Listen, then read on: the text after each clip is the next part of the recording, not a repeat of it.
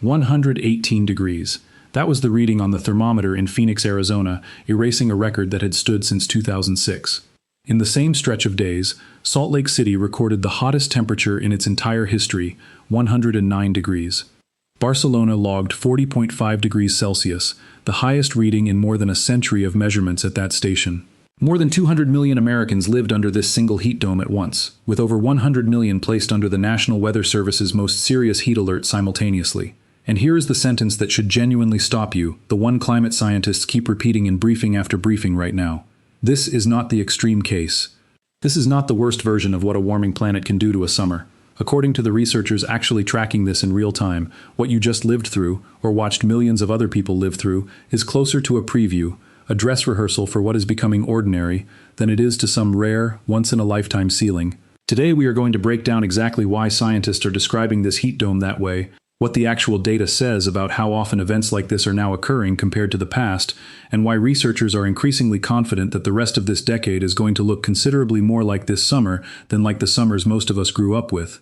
No guessing, no dramatizing, just the facts, the science, and the real warning researchers are issuing right now. Drop a comment below. How hot did it get where you live this year, and did it feel different from summers you remember as a kid? Tell me your city and what you noticed. If you want a clear, honest breakdown every time the planet crosses a new threshold like this, subscribe to Planet Shift right now. It is completely free. A thumbs up also helps enormously. Let us go for 5,000 likes on this one so the algorithm actually shows it to the people who need to hear this. Thank you. Now, let us get into it. Let us start with the single statistic that best captures why scientists are using the word preview rather than peak.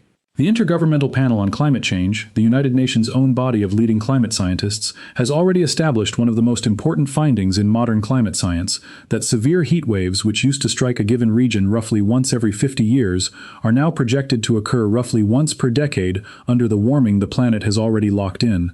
Read that comparison again slowly, because it is easy to skim past.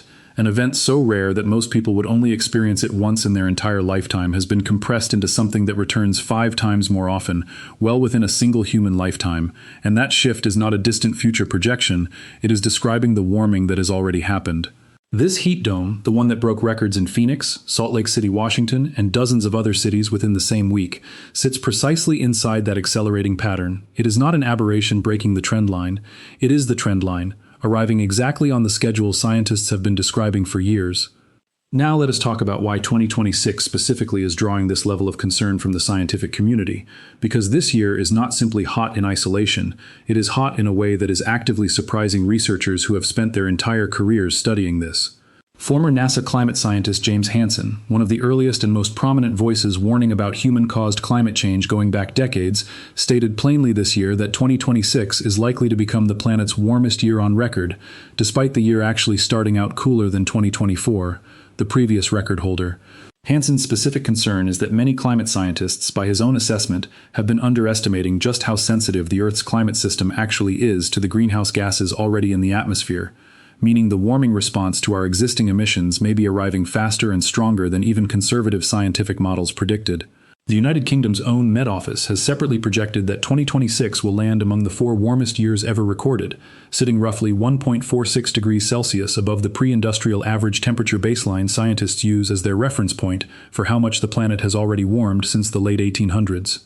That single number, 1.46 degrees, sits right at the edge of the 1.5 degree threshold that international climate agreements have treated for years as the line worth fighting hardest to avoid crossing.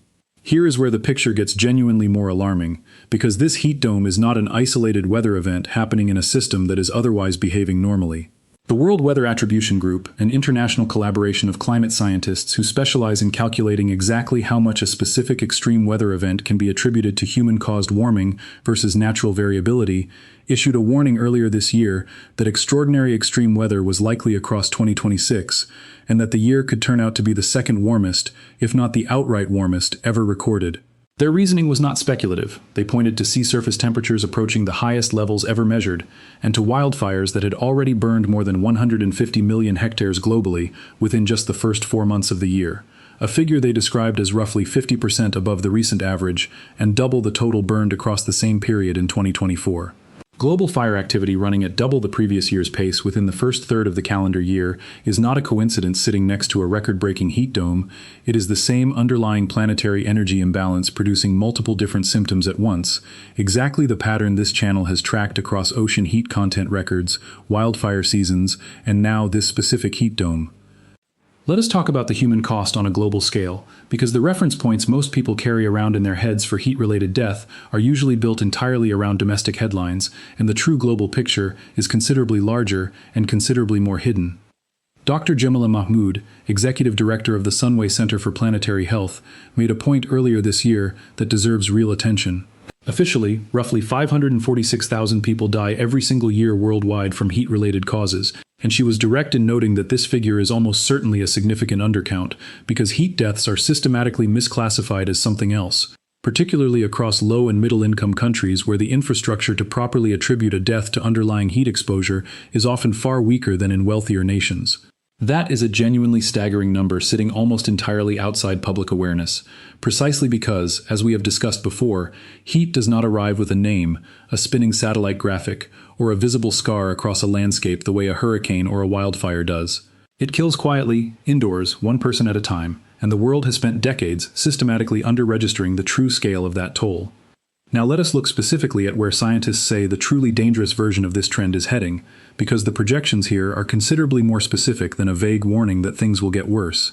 Recent research using NASA satellite observations combined with advanced climate models has identified specific regions of the planet, including parts of South Asia, the Persian Gulf, and eastern China, that could begin experiencing periodic bursts of heat and humidity approaching the outer limits of human physiological tolerance within the next 30 to 50 years. This connects directly back to the concept of wet bulb temperature we covered earlier, the specific combination of heat and humidity so extreme that a human body loses the physical ability to cool itself through sweat evaporation entirely, regardless of hydration, shade, or physical fitness. Researchers are careful to clarify that these projections describe increasingly frequent, temporary episodes of extreme heat stress, rather than entire regions becoming permanently unlivable overnight. But even with that careful conservative framing intact, the underlying message is unambiguous. Within the lifetime of children being born today, some of the most densely populated regions on the planet are expected to periodically brush up against the actual biological limit of what a human body can survive outdoors, not as a rare freak event, but as a recurring, foreseeable feature of an ordinary summer. This is precisely why so many scientists are avoiding the word unprecedented in favor of a considerably more unsettling framing, that this year represents a genuinely new combination of factors the modern world has simply never experienced together before. As one NOAA Climate Prediction Center scientist put it plainly regarding the current situation, in the entire span of modern human history, humanity has never once experienced a strong El Niño event forming on top of a planet that was already this warm before that El Niño even arrived. El Niño itself is a completely natural recurring Pacific Ocean warming cycle, one that has occurred for as long as scientists can reconstruct the historical record. What is different this time is the baseline it is forming on top of. A natural warming cycle layered onto an already record-warm ocean and atmosphere does not simply add its effects on top of a stable starting point, it compounds against a system that has less capacity to absorb the additional heat without producing exactly the kind of extreme, record-shattering events this heat dome has already delivered. Researchers with World Weather Attribution specifically calculated that the early July heat affecting the northeastern United States was made roughly 3 times more likely because of fossil fuel-driven warming, a distinct, separately measured contribution sitting on top of, not replacing, whatever influence El Niño itself was providing. It helps to understand why this particular combination behaves so differently from a normal hot summer, because the ocean plays a role in this story that most people never think about. The world's oceans have been absorbing the overwhelming majority of the excess heat trapped by greenhouse gases for decades, functioning essentially as a massive, slow-charging battery for the planet's entire climate system. Scientists tracking global ocean heat content have confirmed that the oceans gained an extraordinary amount of additional stored energy in the most recent year measured, energy that does not simply stay locked away forever, it gradually works its way back out into the atmosphere, feeding storms, marine heatwaves, and yes, the kind of high-pressure systems that create and sustain a heat dome like the one that just broke records across 2 continents. A planet with a fully charged ocean heat reservoir and a strengthening El Niño pulling additional warm water toward the surface is a planet with considerably more raw energy available to power exactly this kind of extreme, record-breaking heat event, and considerably less capacity left in the system to absorb it quietly without consequence. The trend data on actual deaths tells exactly the same accelerating story, and it is worth sitting with because it removes any ambiguity about whether this is a genuine shift or simply better reporting catching up to an old, stable risk. In the United States specifically, heat-related deaths have very nearly doubled over the past 25 years, climbing from roughly 1,000 recorded deaths in 1999 to almost 2,400 by 2024. A study published in the Journal of the American Medical Association found that this rise has not been gradual or steady, it has been accelerating at a rate of close to 17% every single year in the period leading up to 2023. A steady, linear increase would already be concerning.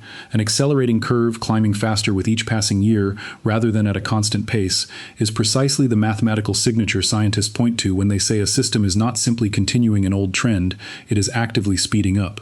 That is the data underneath the word preview. It is not a feeling or a hunch drawn from one hot summer. It is a measurable curve bending upward more steeply with each year that passes. So what does all of this actually mean for the rest of this year, and for the years immediately ahead?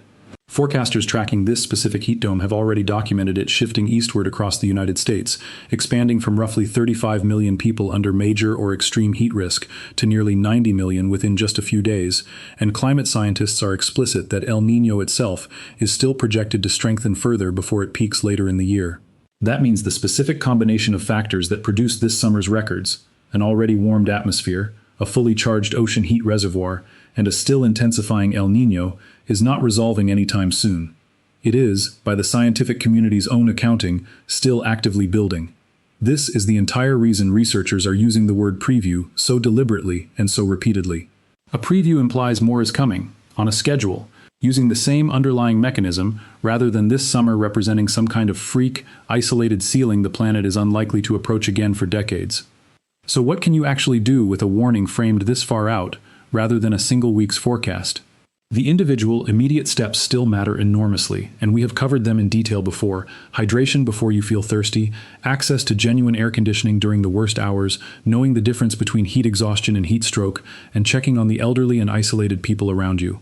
But a warning about the years ahead calls for a slightly longer view as well. If you live in a region that has historically never needed air conditioning, the kind of place the 2021 Pacific Northwest heat dome caught almost entirely unprepared, this is the moment to treat cooling access as a genuine, ongoing safety investment rather than a one-time inconvenience to be waited out. If you have elderly relatives or neighbors, particularly anyone living alone without reliable cooling, building a habit of checking on them specifically during heat advisories, not just during this one dramatic event, is exactly the kind of low-cost action that scientists studying heat mortality consistently identify as one of the most effective interventions available to ordinary people. And if you want to track how seriously to take future summers as this pattern continues, organizations like World Weather Attribution and the Copernicus Climate Change Service publish their analysis publicly and specifically design it to be understood by the public, not just specialists, precisely because they want this information reaching people before the next record-breaking event arrives, not after. What makes this heat dome different from the ones your parents or grandparents lived through is not simply that the thermometer read a higher number. It is that the entire system generating it, an ocean holding more stored energy than at any point since measurement began, an atmosphere already carrying decades of accumulated warming, and a natural Pacific cycle intensifying on top of both, has never existed in this exact combination before in the whole of recorded human history. Scientists are not calling this the worst it will ever get. They are calling it a preview, a rehearsal performed at a scale large enough to break records across 2 continents at once, for a version of summer that the evidence increasingly suggests is becoming the new baseline rather than the exception. The IPCC's own findings say events like this, once rare enough to expect only once in an entire human lifetime, are compressing into something that could recur multiple times within a single decade. That is not a distant, hypothetical warning aimed at some future generation. It is a description of the decade we are currently living through, right now, as this exact heat dome continues shifting across a continent that has not yet finished breaking its own records. There is a version of this story that ends in genuine alarm, and there is a version that ends in useful preparation, and the difference between those two outcomes depends entirely on whether warnings like this one get treated as background noise or as the specific, evidence-backed forecast that they actually are. Scientists are not asking anyone to panic. They are asking policymakers, city planners, and ordinary households to start treating a heat dome of this scale as the expected event rather than the surprising one, because every piece of data currently available says that is exactly the adjustment reality is already making, whether we finish making it ourselves in time or not. We will keep tracking this as it develops, every new record, every updated projection, and whatever the rest of this uniquely dangerous year still has in store. Subscribe to Planet Shift so you do not miss it. And leave that comment below. How hot did it get where you live this year, and did it feel different from summers you remember as a kid? Let us go for 5,000 likes on this one. See you in the next one.